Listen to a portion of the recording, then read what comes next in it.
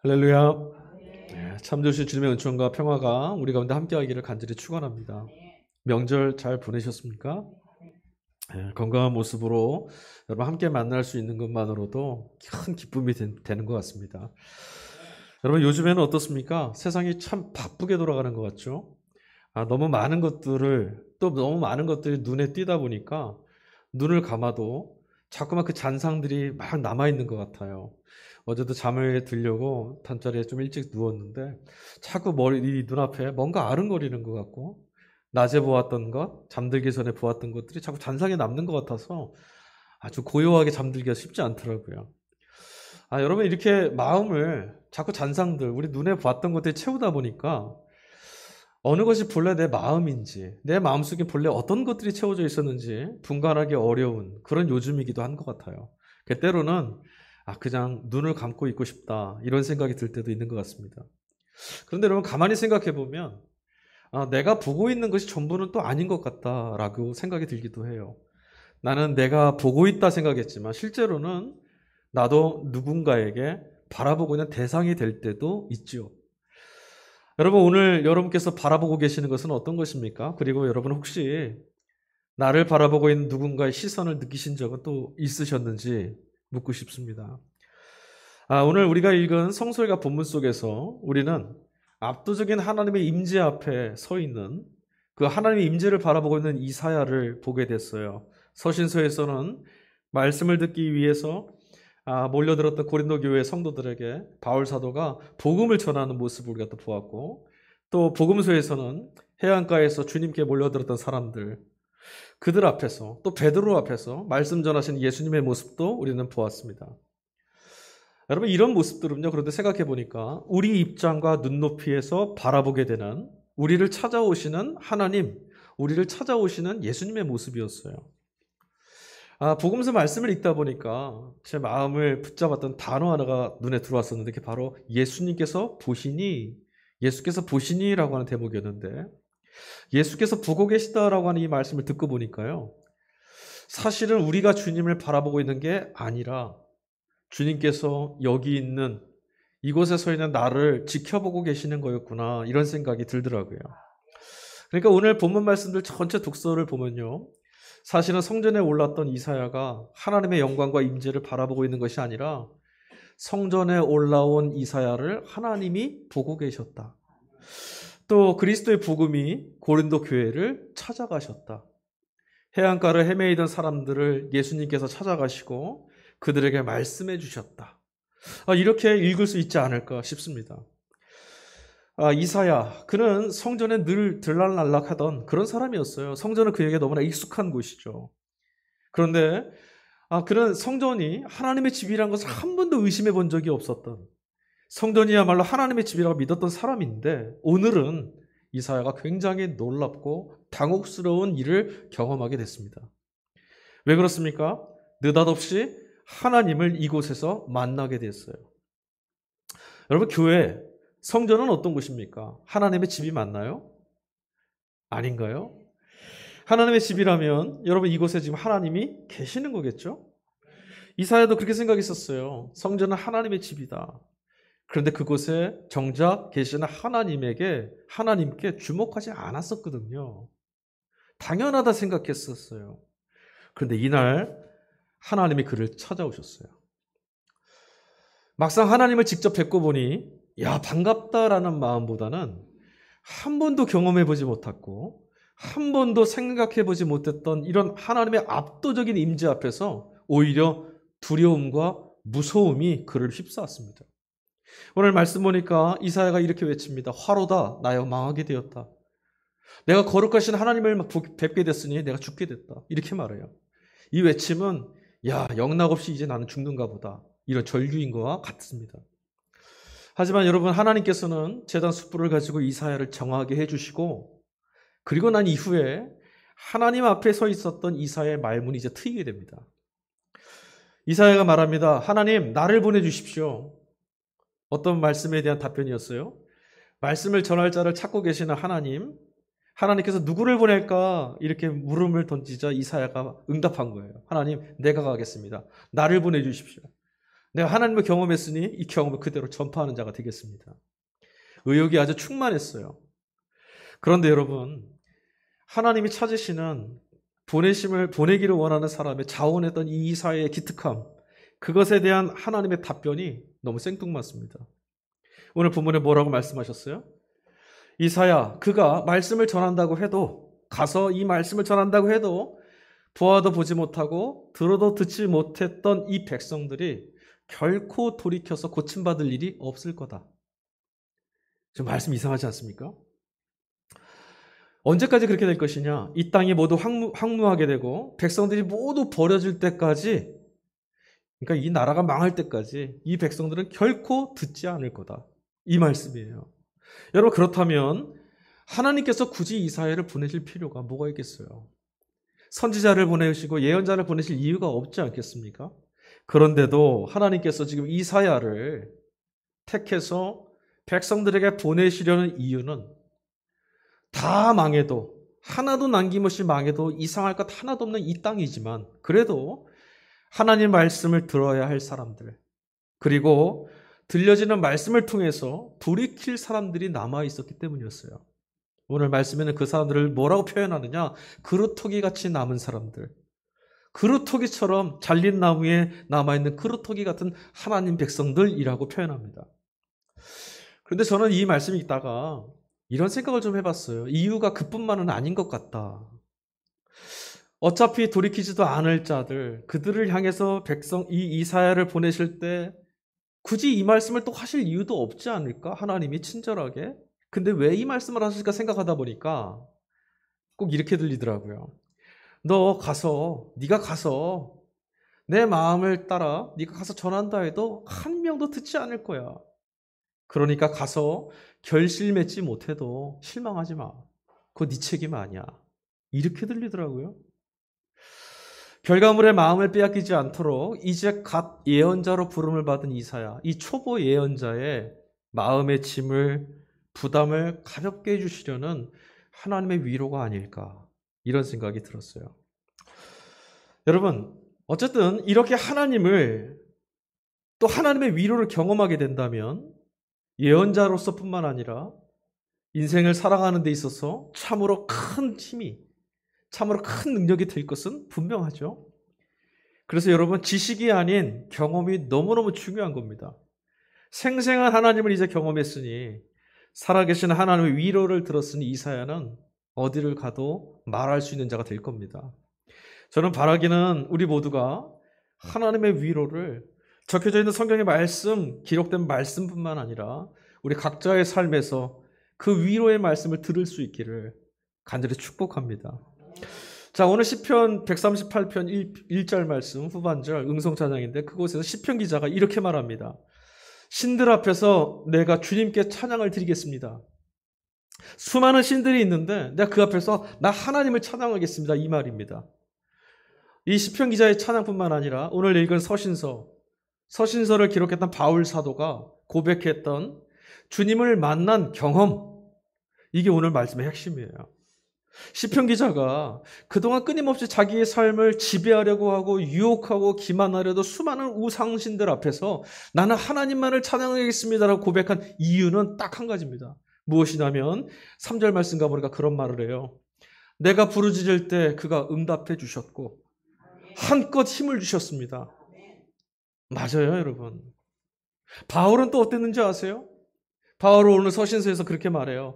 그리스도를 부인하고 신자들을 박해하던 불신앙의 대명사였던 내가 오늘 사도로 설 수 있게 된 것은 결핍한 생명도 채워주시고 나 자신을 전도자와 사도로 세워주신 그리스도와의 만남 때문이었다. 맞습니다. 그가 지금 고린도 교회에 이 말을 굳이 외치고 있는 이유는 딱 한 가지 이유입니다. 뭐냐면 깨지고 상해 있는 이 고린도 교회, 은사도 있고 능력도 있지만 불화한 이 교회도, 여러분도 예수님을 만나면 바뀔 수 있습니다. 이 얘기를 하고 싶은 거예요. 그렇죠? 예수님을 만나면, 주님과 만나면 누구라도 바뀔 수 있어요. 그리고 여러분, 주님만 모든 걸 바꿔내실 수 있는 분이에요. 그런 여러분, 혹시라도 내 삶을 돌아볼 때 나는 안 될 것 같아, 내 삶은 이럴 것 같아, 그런 절망함이 있걸랑 오늘 주님 앞에서 주님이 바꾸어내시는 그 말씀, 나를 위로하시는 그 위로 우리 같이 들을 수 있기를 간절히 바랍니다. 자, 오늘 복음서 말씀 속에서 우리가 예수님을 만나게 되는 장소는 어디냐면 바닷가입니다.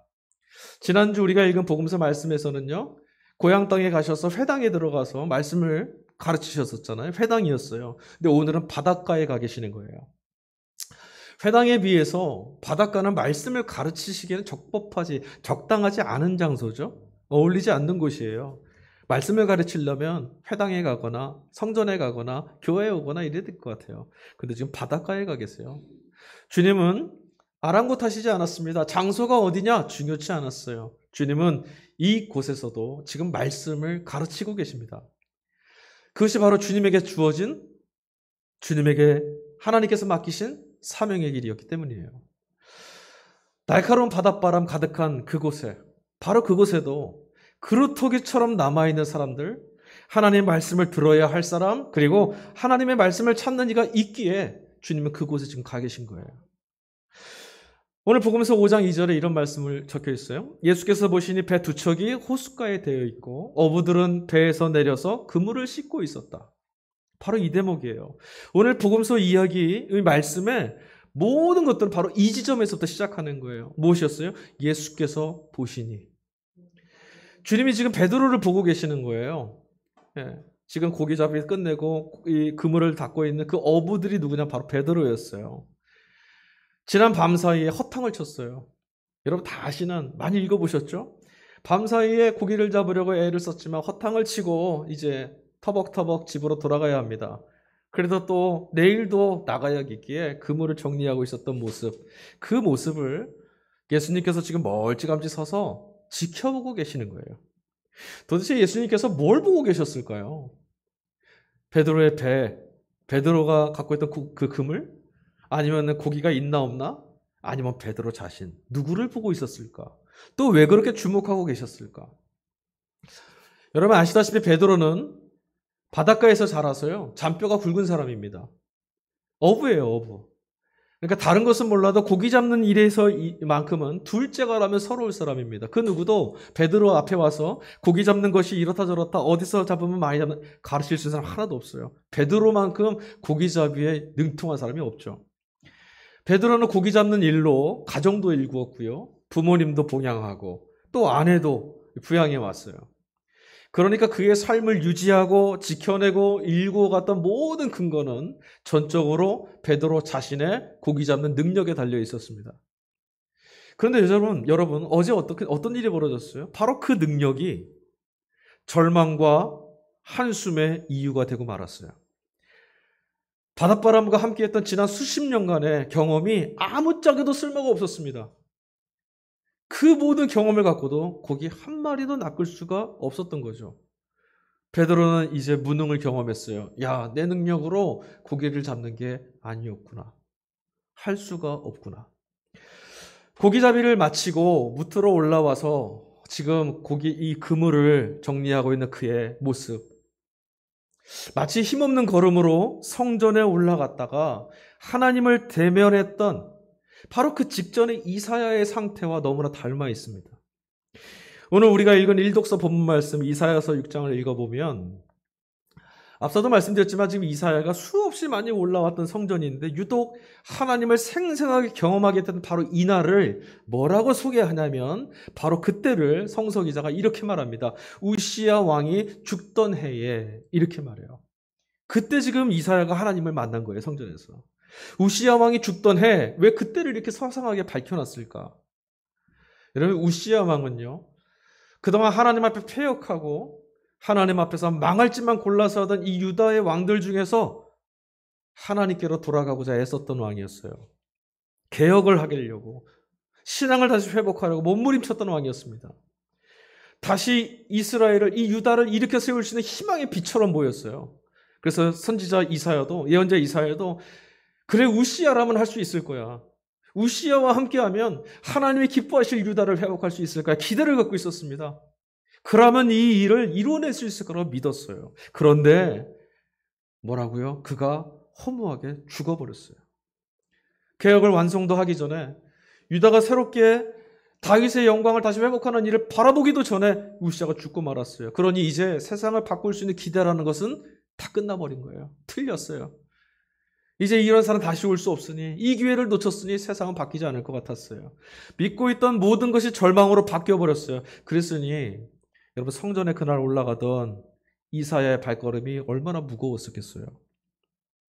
하나님께로 나아가지만 하나님 주신 기회가 다 날아갔습니다. 이제는 틀렸습니다. 이런 절망 아니었겠어요? 그런데 여러분, 바로 여기입니다. 오늘 이사야가 바로 이곳에서 주님을 만났고 베드로가 그때 예수님을 만났어요. 무엇이죠?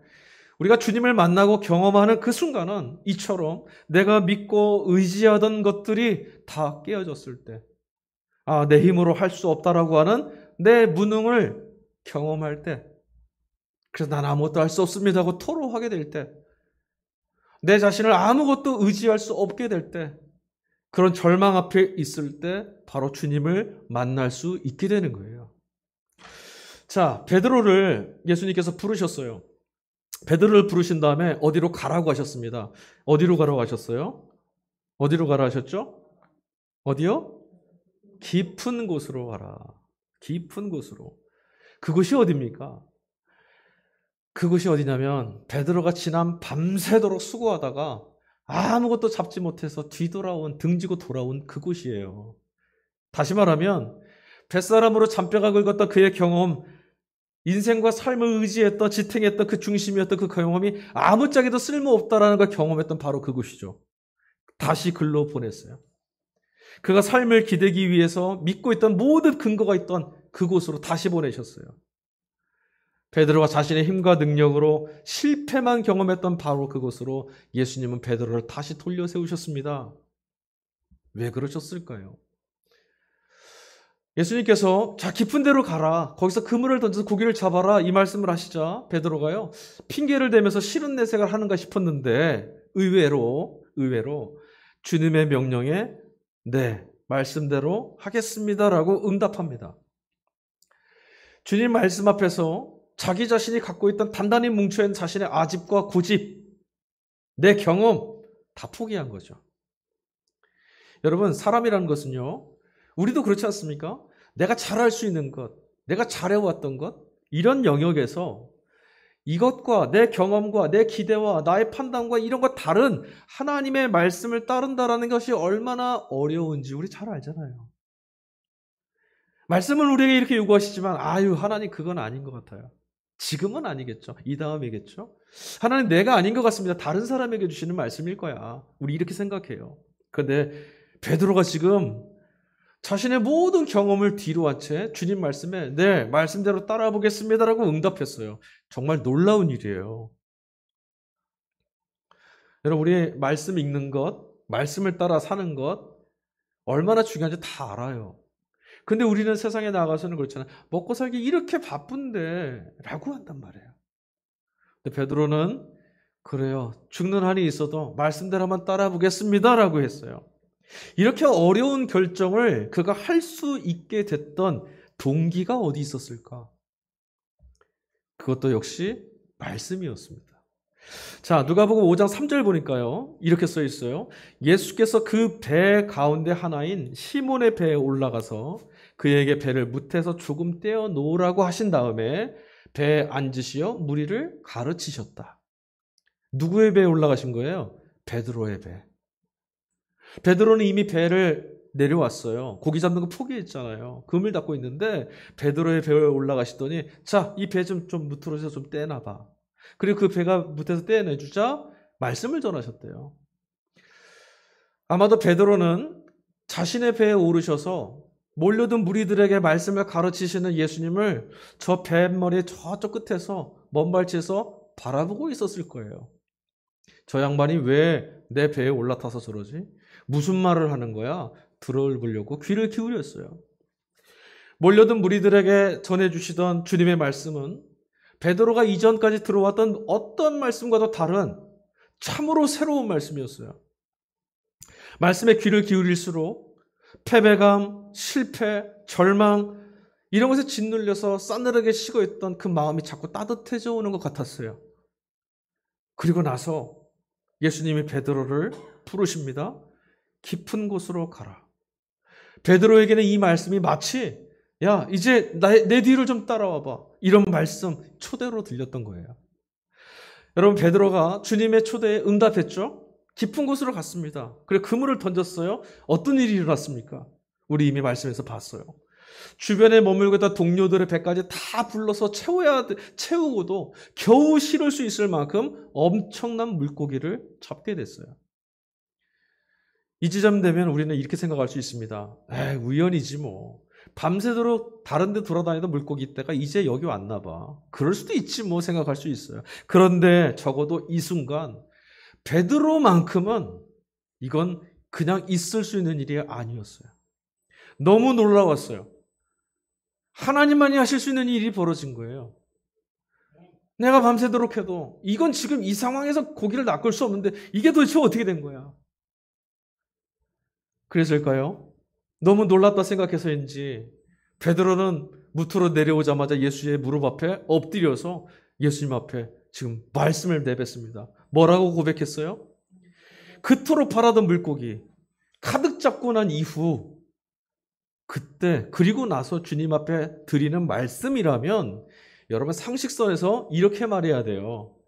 오 선생님 감사합니다 라거나 야 정말 대단하십니다. 어떻게 하셨어요? 아니면 선생님 놀라운 능력이 있으시네요. 저하고 동업하시죠. 저랑 동업해서 우리 물고기 왕창 잡아서 떼돈을 한번 벌어봅시다. 제가 그렇게 돈 벌면 제가 선교도 하고 주님을 위해 일해도 제가 후원을 하겠습니다. 우리 동업하시죠. 이렇게 말할 수 있지 않겠어요? 이게 현실적이죠. 그런데 이 베드로는 전혀 뜬금없는 고백을 합니다. 여러분 익히 하시는 고백입니다. 뭐라고 말했어요? 주님 나를 떠나십시오. 나는 죄인입니다. 이게 도대체 무슨 고백입니까? 왜 베드로가 이렇게 말했습니까? 이제야 베드로의 눈에서 비늘이 벗겨졌어요. 무능한 자기 자신과는 너무나 다른 분 앞에 내가 서 있다는 것을 알게 됐어요.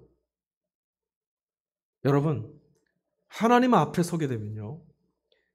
그동안 제 아무리 큰 소리 치며 살던 사람이라 할지라도 나는 죄인입니다라고 고백할 수밖에 없어요. 그럴 수밖에 없는 거예요. 하나님을 만나고 말씀이신 그리스도를 만나게 될 때 여러분 우리는 비로소 하나님 앞에 서 있는 내 자신이 얼마나 작은 존재인지 나의 무능과 초라함을 직면할 수 있게 됩니다. 큰 소리 칠 게 하나도 없었고 아무 변명도 할 수 없는 여러분 백척간도 높은 산에 올라가 보면 여러분 어떤 마음 드세요? 높은 산에 올라가 보면 그동안 시름에 내몰리던 이 구름 밑의 세상들 작게 보입니다. 너무 초라해 보여요. 내가 왜 저 밑에서 그렇게 마음을 뺏기고 저렇게 허둥지둥하면서 염려하고 근심하며 살았을까? 나 자신도 이해하지 못할 만한 그런 압도적인 경험 우리 하잖아요. 요즘에 산에 안 올라가 보셔서 모르시겠어요? 우리가 산에 올라가는 이유가 바로 이거예요. 내가 사는 이 자리를 조금 상대화시켜서 이게 사실은 작구나 보려고. 베드로는 이제야 부대끼고 채이고 상처 주고 또 상처 받으면서 염려하고 근심에 사로잡혀 살던 그게 전부인 것처럼 여기며 살던 삶에서 벗어날 수 있을 것 같았어요. 이분과 함께 한다면 나를 새로운 삶으로 초대하는 이분의 말씀만 같이 있다면 내가 이 삶에서 벗어나서 새로운 삶으로 나아갈 수도 있을 것 같아. 맞습니다, 여러분. 주님의 말씀을 듣고 주님의 초대에 응답하게 되면 이런 삶이 아니라 다른 선택을 해도 행복할 수 있겠다라는 생각이 우리 안에 밀려와요. 이런 모습이 아니라 저렇게 살아도 괜찮은 거구나 깨닫게 됩니다. 이분과 함께 한다면. 그러니 여러분, 우리 신앙에서 정말 시급하게 회복해야 될, 가장 시급하게 회복해야 될 신앙의 자리가 어디 있는지 여러분 아시겠어요? 우리 신앙의 본질, 회복해야 될 본질은 뭐냐면 하나님을 경외의 대상으로 경험하는 것, 놀라운 분이시라는 걸 경험하는 것, 이게 필요해요. 우리 신앙이 하나님의 능력에, 하나님 나라의 능력에 사로잡혀 살기 위해서 바로 여기로 돌아가야 됩니다. 하나님 얼마나 놀랍고 위대하신가, 우리의 주님이 얼마나 대단한 분이신가를 경험하는 자리. 이 경험이 없으면 못 돌아갑니다. 여러분, 자신이 죄인이라고 지금 주님 앞에 베드로가 고백했습니다. 이런 자백을 받아내셨으니 이제 주님이 뭐라고 말씀하시면 좋겠어요? 여러분이 주님이라면 뭐라고 말씀하시겠어요? 자, 그래, 이제 죄인인지 알겠어? 다시는 가서 죄 짓지 말아라. 이렇게 말씀하실 것 같은데 우리 생각과 달리 주님은 전혀 다른 말씀을 또 전해주십니다. 뭐라고 하셨습니까? 두려워하지 말아라. 여기가 첫 번째예요. 그 다음에 네가 앞으로는 사람을 낳게 될 거다. 그런데 여러분, 사람을 낳게 될 거다보다 앞서 무슨 말씀 주셨다고요? 두려워하지 말아라. 여러분, 애당초에 주님이 베드로를 찾아오신 이유가 뭡니까? 그가 죄인이었기 때문이에요. 하나님 없이 살던 이였기 때문에 주님이 찾아오셨던 거예요. 그런데 지금 베드로는 내가 주님, 죄인이니까 나를 떠나십시오라고 말해요. 아니요. 하나님 없이 살던 그 삶에는 하나님이 필요합니다. 하나님 없이 살던 그의 인생에는 주님이 너무 필요한 거예요. 그 주님이 찾아가신 거란 말이에요. 그 주님 말씀하셨어요. 두려워하지 말아라. 주님의 위로가 이렇게 따뜻한 이유가 있어요. 왜 그렇습니까? 위로받을 수 없는 이가 위로를 받고, 용서받을 수 없었던 자가 용서를 받고, 사랑받을 수 없었던 자가 하나님의 사랑받는 존재라는 것을 확인하고 자유와 해방을 경험할 수 있는 것이 바로 예수님 앞에 서기 때문이에요. 우리가 예수님을 믿는다는 것은 바로 주님 안에서 이것을 경험할 수 있어야 된다는 것을 말합니다. 여러분, 지금 우리 인생에서 또 여러분이 하고 계시는 일, 우리가 맡고 있는 일들, 진정한 목적이 뭡니까? 우리의 진정한 목적은 뭐죠? 하나님께로 나아가지 못하도록 우리를 붙들고 있는 것들은 무엇입니까? 또 우리가 향해야 할 영혼의 지향점인 깊은 곳은 어디일까요? 지난 주일 복음서 말씀 기억하십니까? 예수님이 고향에 가셔서 말씀 전하시다가 사람들로도 죽임당할 뻔했죠. 그 말씀의 맨 마지막 끝이 어떻게 끝났어요? 오롯이 주님께서 자신의 길을 향해 가셨다. 이렇게 끝났죠. 오늘 본문의 결말도 아주 비슷합니다. 주님을 만났던 베드로 일행이 어떻게 했어요? 11절 말씀 보니까 이후에 그들이 모든 것들을 버려두고 예수님의 뒤를 따랐다. 이제야 베드로는 주님으로 인해서 제 자신에게 주어진 길을 걸어갈 수 있게 됐어요. 깊은 곳을 향해서 나아가는 사람들, 하나님을 바라보며 살아가는 사람들, 바로 제자들에게 주어지는 삶의 모습이 바로 이런 겁니다. 예수님의 제자는 어떤 사람들이냐면 자신 안에 뭔가를 자꾸 채우고 쌓아놓는 사람들이 아니라 이들처럼, 베드로처럼 오히려 자신 안에 있는 것들을 버리고 빼는 것에, 그런 삶에 익숙해지는 사람들이 바로 제자예요. 여러분은 예수님 앞에 나와서 우리는 뭐 어떻게 하고 있습니까? 예수님께 뭘 채워달라고 구하고 있습니까? 아니면 주님, 제가 모든 걸 버려두고 주님을 따르겠습니다라고 고백하고 있습니까? 여러분, 제자는 오직 예수 그리스도를 생명의 떡으로 삼으며 살아갈 수 있다는 것을 전하는 이 복음을 전하기 위해서 부름받은 사람들이에요. 그렇다면 제자에게 필요한 건 뭐냐면 집도 필요한 것이 아니고 차도 필요한 것이 아니라 전해야 될 복음만 있으면 되는 거예요. 그래서 그들이 다른 건 다 버린 거예요. 뭐만 채우려고요? 그리스도의 말씀, 복음으로만 채우기 위해서. 여러분, 오늘 이사야나 베드로 그리고 바울, 이들은 모두 무방비 상태에 느닷없이 주님을 만났어요. 꼭 기억하세요. 느닷없이 주님을 만났어요. 갑작스럽게 찾아오신 주님으로 인해서 이사야는 소명을 받고 예언자가 됐습니다. 베드로와 동료들은 어떻게 됐어요? 그날 갑자기 찾아오신 예수님 때문에 소명을 받고 제자의 길에 들어섰어요. 바울은요, 다메섹에서 그를 느닷없이 찾아오신 나사렛 예수 그리스도를 만나고 나서 그는 복음의 증인이 됐습니다. 여러분, 예수님께서는 이처럼 준비가 잘 돼 있거나 그럴듯한 모습이 되어 있을 때가 아니라 우리가 전혀 예상하지 못하는 순간에 우리를 만나주십니다. 그 이유가 뭔지 아십니까? 있는 모습 그대로의 우리를 만나주시려고. 거추장하고 아닌 척하고 그럴 척하는 그런 모습 아니라 있는 모습 그대로의 우리를 끌어안아 주시려고 예수님이 하나님이 느닷없이 찾아오시는 거예요. 우리는 주님 안에서만 있는 그대로의 모습, 있는 그대로의 우리 존재 용납받을 수 있습니다. 세상은요, 우리가 아무리 치장을 하고 아무리 내 자신을 다른 걸로 덮어 씌워도 틀렸어, 아니야, 질책하고 경멸하고 낙오시키는데 하나님은 그런 거 필요 없으시대요. 오히려 그런 거 더 씌우지 마라. 있는 그대로의 너를 보고 싶다. 불완전하고 비틀거리고 흔들리는 모습일지라도 버성기며 살아가고 있는 바로 오늘 이 시간 주님은 우리를 만나주십니다. 바로 지금 이 시간이야말로 여러분 주님께서 우리를 바라보고 계시는 그때라는 것을 기억하며 사십시오. 낭망하고 있던 베드로 저 먼발치에서 예수님이 자신을 바라보고 계시다는 걸 몰랐어요. 그러나 여러분 오늘 우리는 말씀을 통해 벼랑 끝과 같은 내 인생의 자리, 아무것도 할 수 없다는 무능 때문에 절망하고 한탄하고 있고 아쉬워하는 내 인생의 저 끝에서 나의 생명의 주인 되신 예수님이 나를 바라보고 계시다라는 것, 이 사실을 기억할 수 있어야 합니다.